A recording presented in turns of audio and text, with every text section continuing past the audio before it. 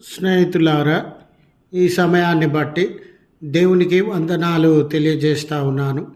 ప్రేమపూర్వకముగా మిమ్మల్ని అందరినీ వాక్య ధ్యానంలోనికి ఆహ్వానిస్తూ ఉన్నాను. కృంగిన వేళ అనే ఆలోచనను మీతో కూడా పంచుకోవడానికి ఇష్టపడుతూ ఉన్నాను. దేవుని యొక్క వాక్యమును మీరు ముగింపు వరకు ఆలకించాలని మీ కుటుంబ సభ్యులతోనూ తోటి విశ్వాసులతోనూ ఈ వీడియో షేర్ చేసుకోవాలని మీ ప్రార్థన మనవులు ఎట్టివైనను కామెంట్స్ రూపంలో కానీ ఫోన్ కాల్ ద్వారా కానీ తెలియజేయండి. నమ్మకంగా మీ కొరకు ప్రార్థిస్తాము. ఈ వీడియో మీ ఆధ్యాత్మిక జీవితంలోకి ఉపయోగకరంగా ఉంది అని మీకు అనిపిస్తే దయచేసి ఈ ఛానల్ను సబ్స్క్రైబ్ చేసుకొనవలసినదిగా మనవి చేస్తూ ఉన్నాను. మీరు ఆయనను చూతురనియు ఆయన శిష్యులతోనూ పేతురుతోనూ చెప్పుడనెను. లేఖనము మార్కు సువార్త 16వ అధ్యాయము 7వ వచనం. స్నేహితులారా, జీవితంలో కొన్ని అనానుకూల పరిస్థితులను బట్టి కలిగిన ఇబ్బందులను శ్రమలను బట్టి కృంగిపోయినటువంటి వారంగా బాధపడుతున్నటువంటి వారంగా ఉంటాం. అయ్యో, ఈ రీతిగా మాట్లాడాల్సింది కాదు, ఈ రీతిగా ప్రవర్తించాల్సింది కాదు అని పరిస్థితులను మనుషులను అపార్థం చేసుకున్న తర్వాత ఆ విషయాన్ని గురించి చింతించేటటువంటి వారంగా మదన పడేటటువంటి వారంగా ఉంటాం. ఏదైనా వ్యక్తి విషయంలో మనము పొరపాటు చేసినప్పుడు, వారిని తప్పుగా అర్థము చేసుకున్నప్పుడు, వారికి ఇబ్బంది కలిగేలా ప్రవర్తించినప్పుడు ఈ మదన పడేటటువంటి బాధను మనము అనుభవించేటటువంటి వారంగా ఉంటాం. స్నేహితులారా, యేసు ప్రభుల వారు అరెస్టు చేయబడిన సైనికులతో బంధింపబడి తీర్పు కొరకు తీసుకువెళ్ళిన సందర్భంలో వారితో కూడా పేతురు గారు ఆ స్థలము వరకు వెళ్ళినటువంటి వారుగా ఉండినారు.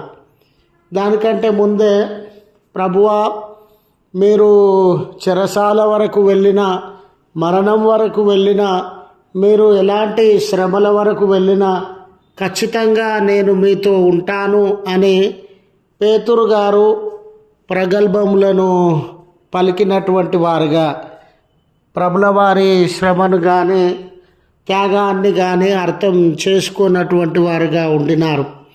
అలాంటి తరుణంలో ప్రభుల వారు, నన్ను ఎరగనని ఈరోజు కోడి కూయక మునుపు నువ్వు ముమ్మారు పలుకుతావని సెలవిచ్చినటువంటి వారుగా ఉండినారు.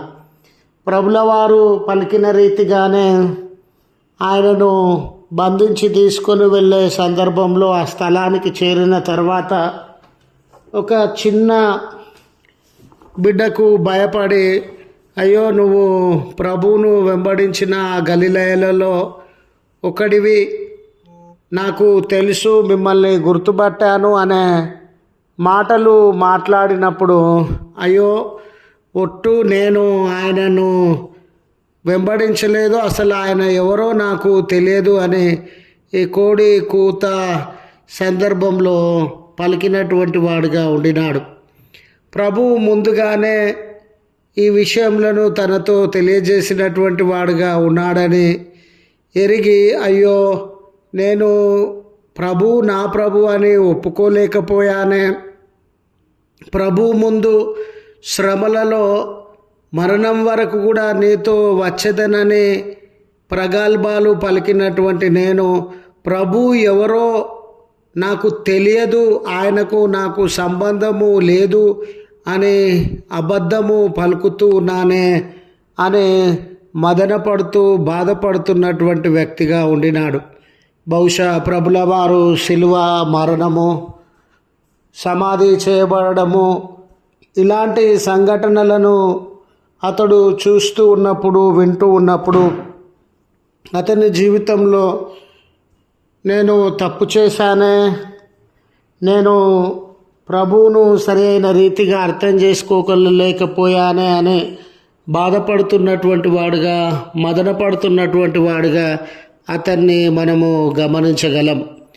జీవితంలో ఎంతో ఆయాసానికి, జీవితంలో ఎంతో కన్నీటికి, శోకానికి లోనైన సందర్భంలో చూడండి, మరి సమాధి దగ్గరకు ఈ స్త్రీలు వెళ్ళి ఆయన పునరుత్థానుడైనాడు అనే సత్యాన్ని గ్రహించి ఆయనతో మాట్లాడుతున్నటువంటి వేళలో నేను లేచి ఉన్నానని శిష్యులతోనూ పేతురు గారితోనూ చెప్పండి అని ప్రభులవారు తెలియజేస్తూ ఉన్నాడు.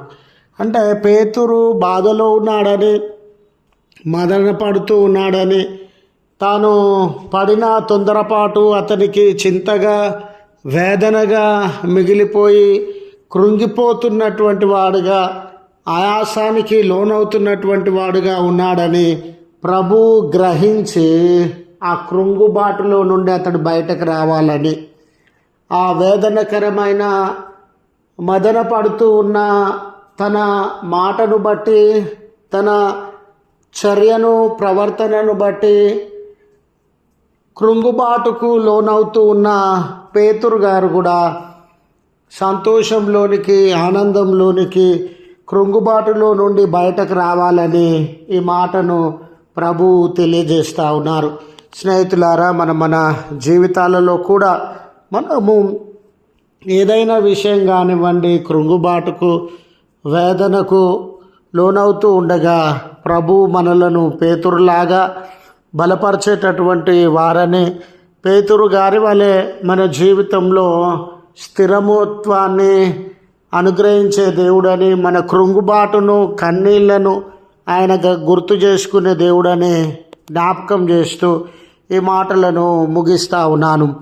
ప్రార్థించుదము. కృపగల తండ్రి, ప్రేమగల మా రక్షక, మీ పరిశుద్ధ ఉన్నతమైన నామమునకు వందనాలయ. ఈ దినమును మా అందరి జీవితాలలో అనుగ్రహించినటువంటి దేవుడవు. ఈ నూతన దినం మా జీవితములను, ఈ నూతన దినం మా కార్యములను నూతన పరచడానికి ఇష్టపడుతూ ఉన్నటువంటి దేవుడు.